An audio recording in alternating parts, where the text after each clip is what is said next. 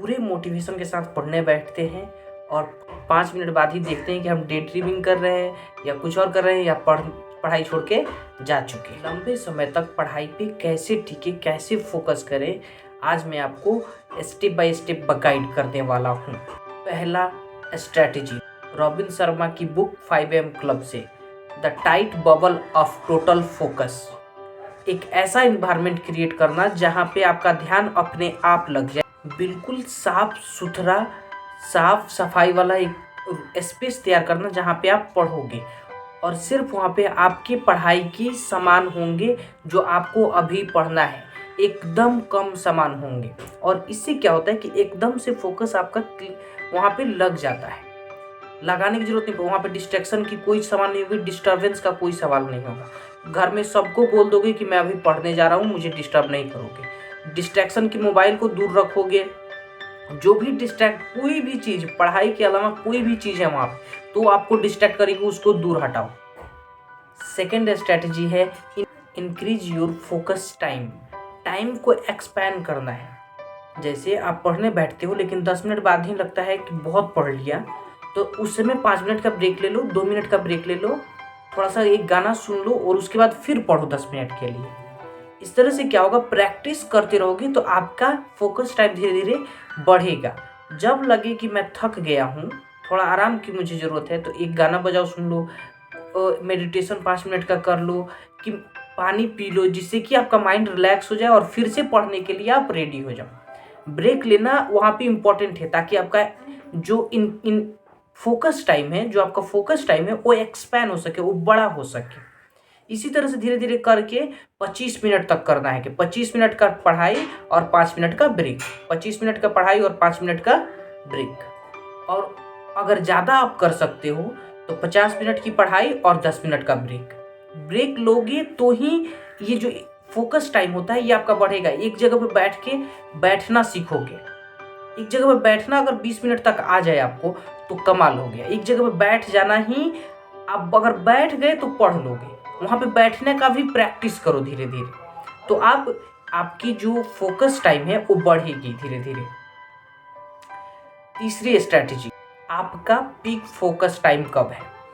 कुछ लोगों का मॉर्निंग में खूब फ्रेश होते हैं और कुछ लोग मॉर्निंग में डल होते हैं। कुछ लोग शाम को बहुत एक्टिव हो जाते हैं और कुछ लोग शाम को एकदम डल हो जाते हैं, थके हुए हो जाते हैं। दोनों में से आप कौन हो? अगर आपको रात को ध्यान लगता है पढ़ने में, कुछ करने में एनर्जी ज़्यादा रहती है तो उस समय आप करो। अगर आपको सुबह में ज़्यादा मन लगता है तो सुबह में करो, कोई दिक्कत नहीं है। लेकिन अपना टाइम, पीक टाइम चूज करो। लगता है कि आपको दिन में 10 से लेकर 2 बजे तक आपका खूब ध्यान लगता है पढ़ने में, मज़ा आता है उस समय काम करने में, एनर्जी ज़्यादा रहती है, तो उस समय करो। वो आप जैसे ही अपने आप को मैंने बताया तो आपको समझ में आ गया होगा कि मैं कब सबसे ज़्यादा इनर्जेटिक फील करता हूँ, उस समय आप अपनी पढ़ाई रखो। चौथी स्ट्रैटेजी, गोल। आपका आज का गोल प्लस कि वो गोल कैसा है। आज का आपका गोल सिर्फ इतना है कि पढ़ना है। ज़्यादा गोल मतलब नो गोल, मोर गोल मतलब नो गोल। कोई गोल नहीं है आपके पास। अगर आप बहुत ज़्यादा स्ट्रिक्ट हो कि मुझे ये भी करना है, ये भी करना है, ये भी करना, तो आप कुछ नहीं कर रहे हो। लेकिन आपका टारगेट क्लियर है कि आज मुझे ये चीज़ पढ़ना है, एकदम इतना सा काम करना है, इतना सा भी, तो वो काम होगा क्योंकि आपने उसको इम्पोर्टेंस है आपके दिमाग में। लेकिन ज़्यादा काम हो जाता है तो दिमाग इम्पोर्टेंस ही नहीं देता किसी काम को, वो फ्री छोड़ देता है। क्या करो कि अपने लिए कम से कम 3 गोल रखो। आज का 3 चीज़ें मुझे क्या पढ़नी है, आज मुझे 3 सी कौन चीज़ें हैं जो 3 है जो मुझे ज़रूरी है पढ़नी और मैं आज पढ़ूंगा, उसको आप पढ़ो। इस तरह जितना क्रिस्टल क्लियर अपना गोल रखोगे, स्पेसिफिक गोल रखोगे, उतना जल्दी अचीव करोगे। और हमेशा पूछते रहो कि इस समय मैं क्या अच्छा पढ़ सकता हूँ, इस समय मैं अच्छा क्या कर सकता हूँ। चॉइस करो, चूज करो कि मुझे अभी क्या करना है। मुझे मैथ्स पढ़ना है या मुझे मोबाइल चलाना है या मुझे घूमने जाना है, या मैं किस तरह का फील कर रहा हूँ। अगर लेजी फील कर रहे हो तो घूमने चले जाओ, एनर्जेटिक फील कर रहे हो तो पढ़ने बैठ जाओ। इस तरह से चॉइस पे चलोगे तो गोल भी कंप्लीट हो जाएगा और आपकी पढ़ाई भी चलती रहेगी और सब कुछ साथ साथ चलता रहेगा और आपका फोकस, ध्यान लगेगा पढ़ने में। अब next strategy, save your first hour, it will save your 23 hours.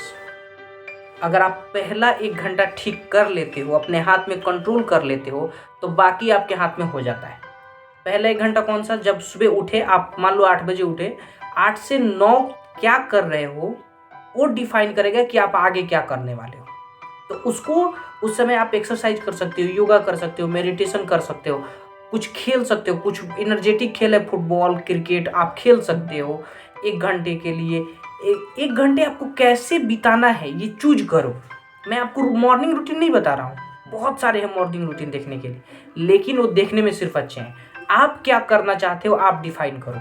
Mobile नहीं चलाना है और बेड पे नहीं पड़े रहना है, 2 काम नहीं करने। मोबाइल नहीं चलाना है, स्क्रीन यूज नहीं करना है और बेड पे नहीं पड़ना। इसके अलावा आप जो चाहो खुश होके स्माइल के साथ उस समय करो, और रिलैक्स्ड होके स्माइल करते हुए उस समय कुछ करो 1 घंटे तक। 1 घंटे संभाल लिया तो बाकी सब आ जाएगा। और सुबह में एक काम जरूर करना कि आज मेरा गोल क्या है उसको लिख लेना। आज मैं 3 चीजें कौन सी पढ़ने वाला हूं उसको लिख लेना। उससे आपका ध्यान चला जाएगा कि मुझे ये चीजें पढ़नी है, तो आपके दिमाग में जब बैठ जाएगा तो वो पूरा होगा। आप करोगे, आप अगर जिद्दी इंसान होगे तो करोगे, और बहाना बनाओगे तो नहीं करोगे। Next strategy, doing hard activity.